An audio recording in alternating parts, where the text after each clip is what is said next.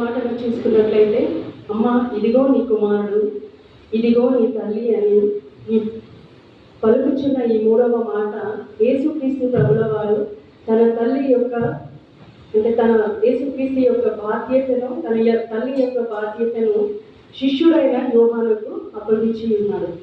యోహాను సువార్త 19:26-27 చూసుకున్నట్లయితే, యేసు తన తల్లియు తాను ప్రేమించిన శిష్యుడును దగ్గర నిలుచుచున్నట చూచి, అమ్మ ఇదిగో నీ కుమారుడు అని తన తల్లితో చెప్పెను.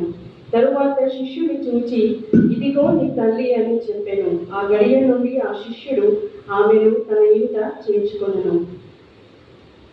ఇక్కడ మనం ముఖ్యంగా చూసుకోవాల్సింది ఏమనగా, ఒక కుమారుడు ఇంతకంటే గొప్పగా ఏమి చేయగలడండి?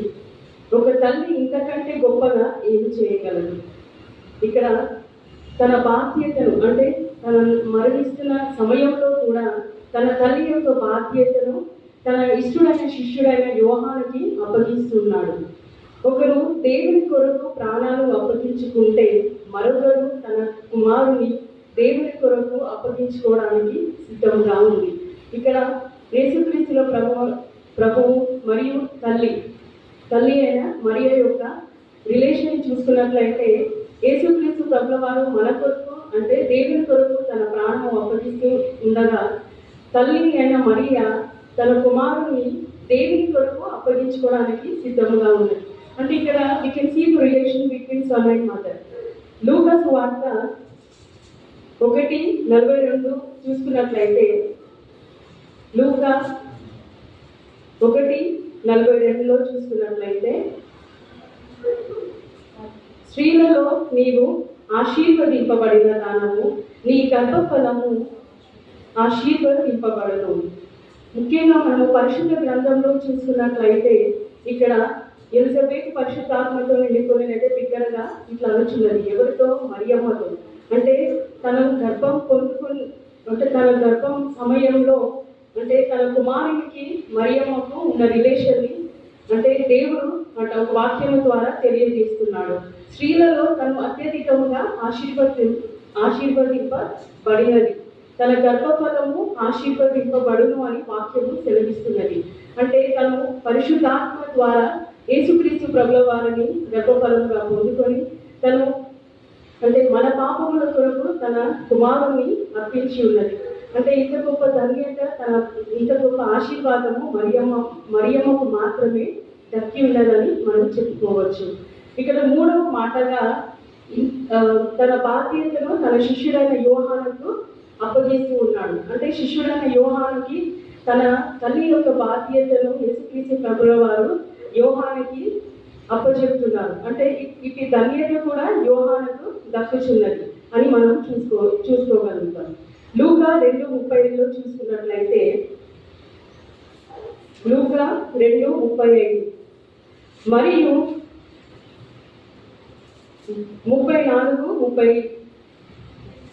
33 నుండి 35 వరకు చూసుకున్నట్లయితే, యోసేపును ఆయన తల్లియు ఆయనను గూర్చి చెప్పబడిన మాటలు విని ఆశ్చర్యపడి, సిమియోను వారిని దీవించి, ఇదిగో అనేక హృదయ ఆలోచనలు బయలుపడినట్లు ఇశ్రాయేలులో అనేకులు పడుటకును తిరిగి లేచుటకును వివాదాస్పదమైన గురుతుగా ఈయన నియమింపబడి ఉన్నాడు. మరియు నీ హృదయములోనికి ఒక ఖడ్గము దూసుకొని పోవునని ఆయన తల్లి అయిన మరియతో చెప్పెను. ఇక్కడ చూసుకున్నట్లయితే, ఒక తల్లిగా ఉన్నవారు కుమారునికి ఏదైనా చిన్నగా దెబ్బ తగ్గితేనే తట్టుకోలేని పరిస్థితి ఉన్నది కదండి. అంటే తనకి ఏ జ్వరం వచ్చినా, ఏ చిన్న గాయమైనా తల్లి ఎంతగానో ఆవేదన పడుతుంది. మళ్ళీ తను రికవర్ అయ్యే వరకు తల్లి పిల్లవాడిని కనిపెట్టుకొని ఉంటుంది. నిద్రాహారాన్ని మాని ప్రార్థనతో తనను స్వస్థపరచడం కోసము నిత్యము ప్రార్థనలతో, ఉపవాసంతో తల్లి ఆ వేదన పడుచు తన స్వస్థత పొందు వరకు కూడా తల్లి వేదన మనకు, అంటే ఆ పరిస్థితిని అనుభవించిన వారికి మాత్రమే తెలుస్తుంది. ఇక్కడ సిమియోను అనే దైవజనుడి ద్వారా, అంటే చిన్నతనంలోనే యేసు ప్రభుల వారిని ఆలయానికి తీసుకెళ్ళినప్పుడు మరియమ్మతో సిమియోను అనే దైవజనుడు ఏమని అంటున్నాడు అని అంటే, నీ హృదయములోనికి ఖడ్గము దూసుకొని పోవునని సిమియోను తెలుపుచున్నాడు. అంటే ఖడ్గము అని అంటే ఫర్ ఎగ్జాంపుల్ మనకి సడన్గా ఒక ఇన్సిడెంట్ సడన్గా జరిగితే మనం ఓకే అని అనుకోవచ్చు. కానీ ముందుగానే నీ హృదయంలోకి ఒక ఖడ్గము దూసుకుపోతుందని అంటే హెచ్చరిస్తున్నాడు. అంటే ఒక వార్నింగ్ లాగా చెప్తున్నప్పుడు ఒక తల్లికి ఎంత ఆవేదన ఉంటుందండి. అంటే ఏ సమయంలో ఎటువైపు నుండి ఆపద వస్తుందో అని తన తల్లికి యేసు ప్రభువు వారు చిన్నతనంలో ఉన్నప్పుడే తనకి ఆ ఆవేదన అనేది కలిగి ఉన్నది కదండి. ఆ ఖడ్గము తన కనుల ముందర తన అత్యంతగా ప్రేమించిన కుమారుని మరణం అని మనం చెప్పుకోవచ్చు. అంటే యేసుక్రీస్తులో ప్రభుల వారు 3 సంవత్సరములు తన యువలోకంలో ఉన్నప్పటికీ తను చివరిగా మన పాపముల కోసము తను కలువరి శిలువలో మరణం అవుతున్నాడు. ఇది తనకు చిన్నతనంలో ఉన్నప్పుడే తన హృదయంలో ఒక ఖడ్గం తీసుకుపోతున్నదంటే తన మరణమే అని మనము చెప్పుకోవచ్చు. అంటే తను అల్లారుగా పెంచుకున్న కుమారుణ్ణి తన కళ్ళ ముందే కొరడాలతో కొట్టుచు, ముళ్ళ కిరీటము పెట్టుచు, తనను బందిపోటుతో పొడుస్తూ, అంటే కాళ్ళకు మేకులను కొట్టుచు, ఏ తల్లికి అండి ఇది ఇంత ఇంత గొప్ప బాధ క్షోభ ఏ తల్లికి కూడా చెందదు కూడా. అటువంటి గొప్ప తల్లి మరియమ్మ అనేది మనం చెప్పుకోవచ్చు. చిన్నపిల్లని మనం ఎంతగానో అంటే మనని అల్లారుగా పెంచుకున్న కుమారుని అంటే ఒక మరణంలో చూస్తూ ఉన్నది ఆ తల్లి. ఆ తల్లికి ఎంత ఆవేదన ఉండొచ్చు కదండి. తల్లి మాటను యోహాను 2:3-4 చూసుకున్నట్లయితే, యోహాను 2:3-4 చూసుకున్నట్లయితే యేసు తల్లి అక్కడ ఉండేను, యేసును ఆయన శిష్యులను ఆ వివాహమునకు పిలువబడెను. ద్రాక్షరసము అయిపోయినప్పుడు యేసు తల్లి వారికి ద్రాక్షరసము లేదని ఆయనతో చెప్పగా, యేసు ఆమెతో అమ్మా నాతో నీకేమి పని, నా సమయమును ఇంకనూ రాలేదు. ఆయన తల్లి ఆయన చెప్పున్నది చేయదని.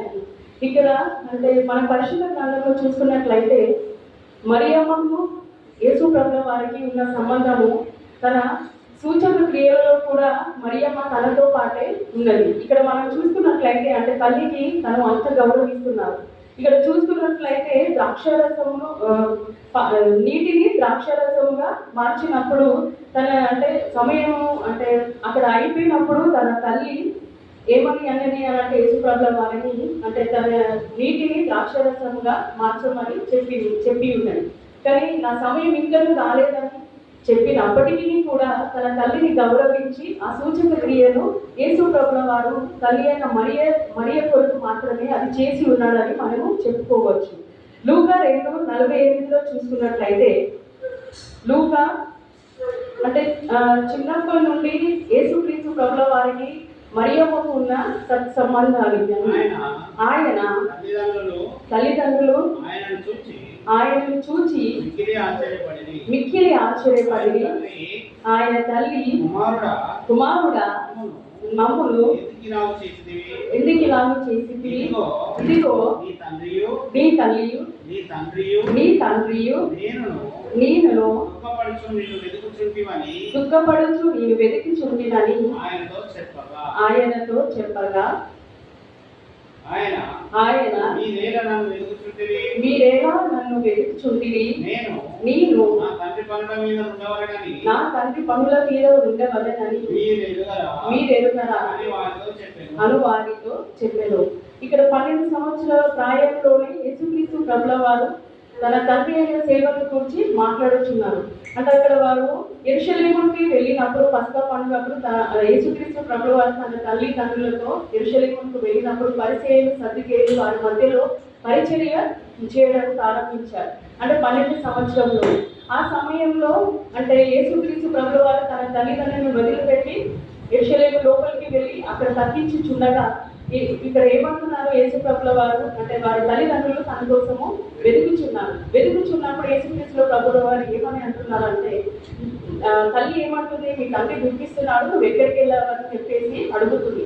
అంటే జనరల్గా మనము మన పిల్లవాడు చెప్పకుండా ఎక్కడికైనా వెళ్తేనే తల్లిదండ్రుల ఆవేదన ఎంతో ఇంత కాదండి. అంటే మరలా వారు కనపడే వరకు కూడా మనకు వేదన కలుగుతూనే ఉంటుంది. ఆ సమయంలో తను వెతుకుతున్న సమయంలో యేసుక్రీస్తు ప్రభుల వారు కనపడినప్పుడు తను ఏమంటున్నాడు అని అంటే, మీరు ఎలా నన్ను వెతుకుతున్నారు, నేను నా తండ్రి పనులోనే కదా మీ ఉన్నది అనేది తెలియజేస్తున్నాడు. అంటే నెమ్మది చేస్తున్నాడు అన్నమాట. చిన్నతనంలోనే యేసుక్రీస్తు ప్రభుల వారు తండ్రి సేవను 12 సంవత్సరాల ప్రాయంలోనే ప్రారంభిస్తూ ఉన్నాడు. అంటే తల్లిదండ్రులకి తనకున్న సత్సంబంధాన్ని ఇక్కడ మనకు తెలియజేస్తున్నది. ఇంకా మనం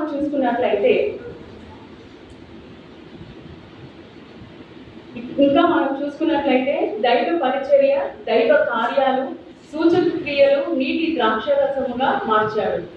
సువార్తలో పాలు పొందడం, శ్రమలలో, శోధనలో ప్రభువును కుమారునితోటి ఉన్నది తల్లి. అంటే తల్లి చిన్నతనంలోనే, అంటే ఇక్కడ పరిశుద్ధ గ్రంథంలో చూసుకున్నట్లయితే యేసుక్రీస్తుల ప్రభుల వారు మర్యాసుతుడు అని చెప్పుకోవచ్చు. ఎక్కడ కూడా తన తండ్రితో ఉన్న సత్సంబంధాన్ని మనకి తెలియజేయలేదు. అంటే చిన్నప్పటి నుండి తను మరణం వరకు కూడా తల్లితోనే తన రిలేషన్ అనేది, తన బాండింగ్ అనేది ఉండదని మనం చెప్పుకోవచ్చు. తను చేస్తున్న ఫస్ట్ సూచక క్రియలలో కూడా తండ్రి సమక్షంలోనే తను చేసి ఉన్నాడు.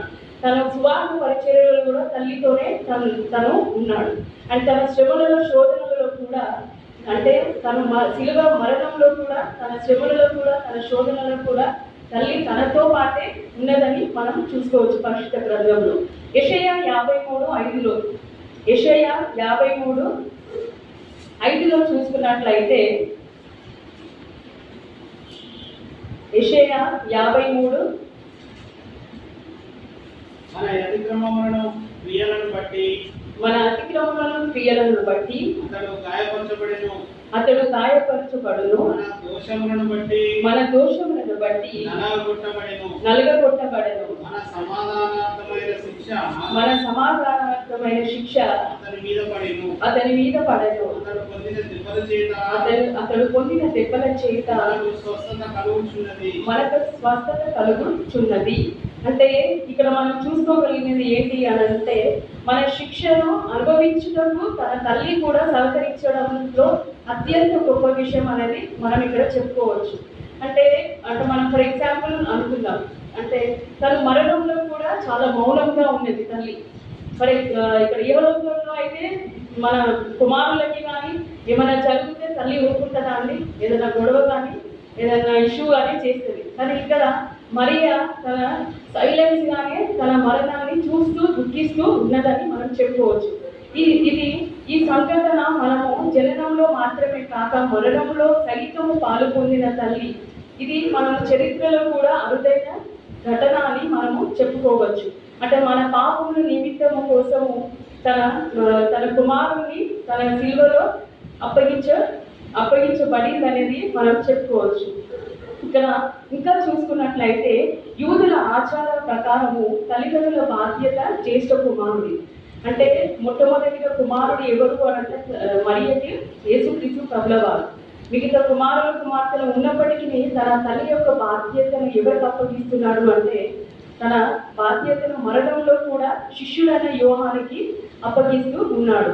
అంటే ఇంత గొప్ప బాధ్యతను కూడా, అంటే తన మరణంలో కూడా తన తల్లి గురించి మాత్రమే యేసుక్రీస్తుల ప్రభుల వారు ఆలోచిస్తూ ఉన్నాడు కదండి. అంటే ఇది దైవ చిత్తం. ఇప్పుడు ఇక్కడ కుమారుడు తన మరణాన్ని అంగీకరించాడు,